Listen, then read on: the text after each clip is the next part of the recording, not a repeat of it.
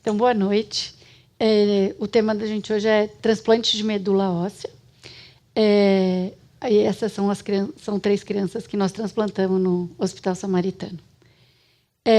Então, a medula óssea é o líquido que tem dentro de todos os ossos do corpo, até da bacia, da perna, tem um líquido onde é produzido o sangue. E essa fábrica do sangue, quando é transfundida de uma pessoa para outra, chama-se transplante de medula óssea.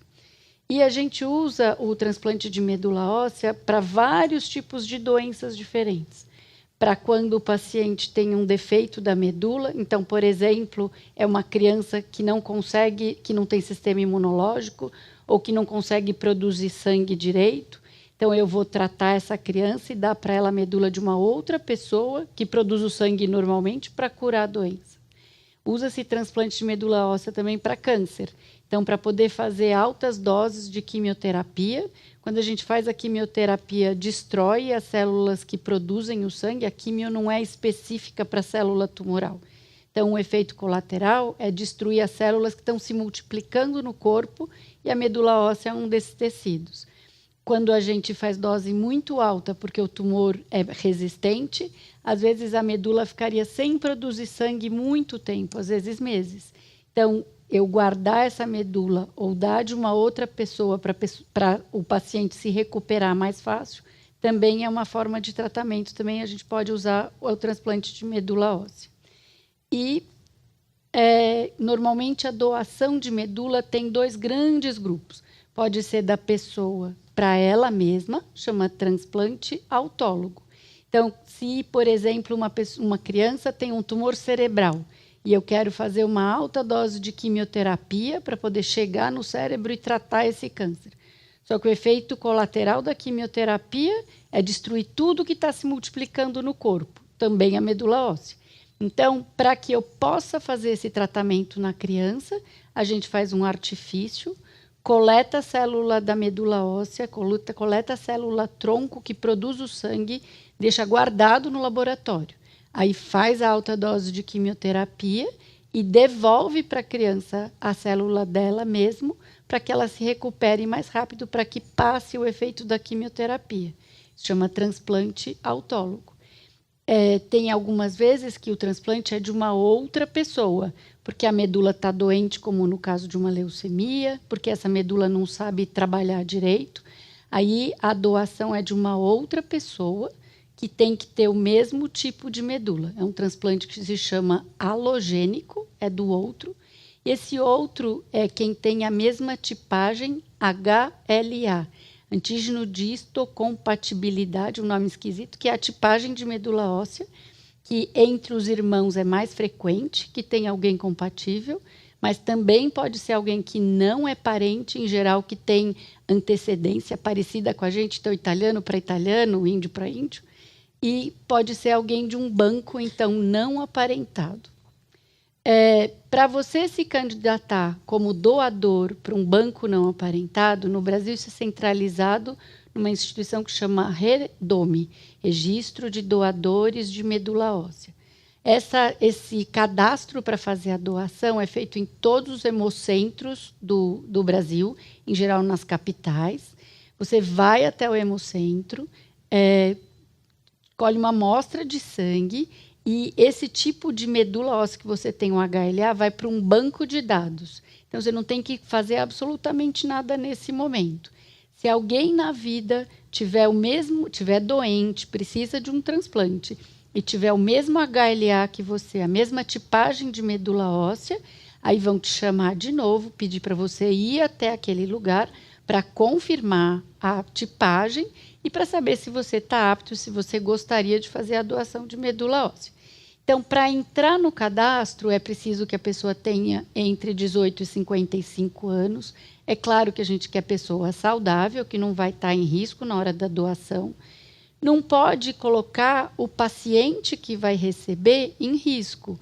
Então, eu não posso ter doença infecciosa, hepatite, AIDS, coisa que se eu doasse a medula ia passar a doença para o paciente. Muitos cânceres também poderiam passar, doenças autoimunes, então a gente quer um doador saudável. É preciso, então, só fazer esse cadastro e ficar no banco de dados. Mas o mais importante, quando a gente se dispõe a ajudar a pessoa a ser um doador de medula óssea, é atualizar o cadastro. A gente faz essas coisas quando tem 18, 20 anos, esquece, muda, e aí, quando alguém precisa da gente, nunca mais encontra. Porque a gente já mudou, a mãe mudou de endereço, então é muito importante que quem se cadastra como doador de medula atualize os seus dados, atualize o endereço, o e-mail, o telefone, para que se alguém precisar de você, consiga te encontrar. E todos os registros de medula óssea conversam entre si. Então, no Redome, que a central é no Rio de Janeiro, eles enviam um pedido de busca para o exterior.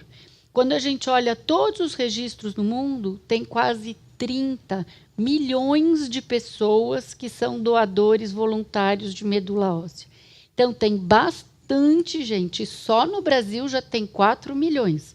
Então, o número de pessoas que podem ser acessadas e de tipagens diferentes de HLA é enorme.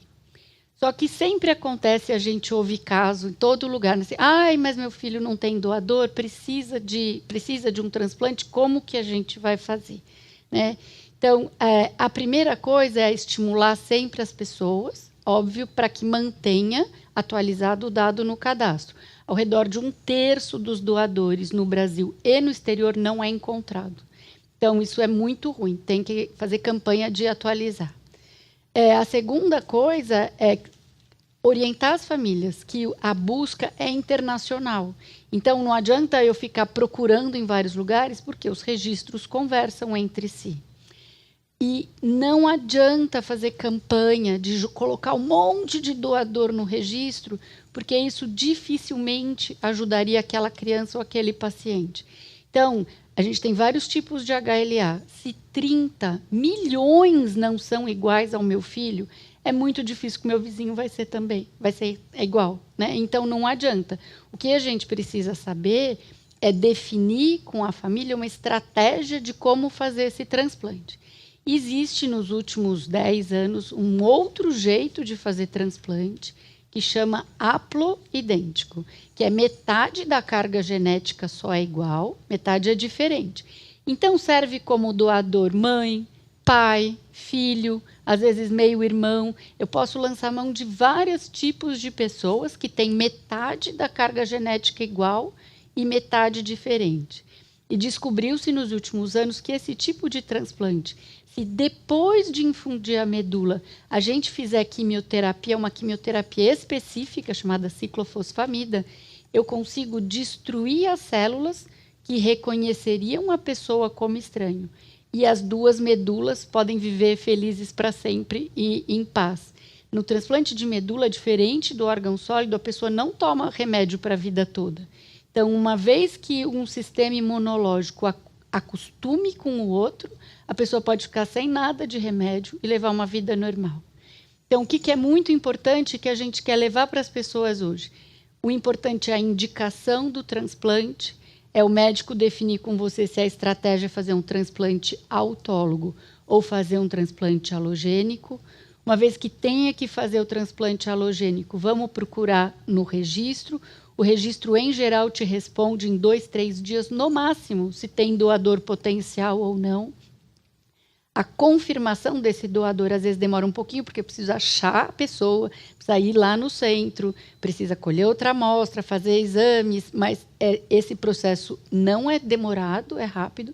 E se não tiver um doador potencial, não gastar as energias em ficar fazendo campanha de cadastro de doadores. Já tem 30 milhões. Então, segue para o passo seguinte, que é fazer o transplante haploidêntico, e que está evoluindo muito, com resultados semelhantes aos transplantes de irmão, cada vez melhores, e que a gente também está fazendo bastante no Samaritano.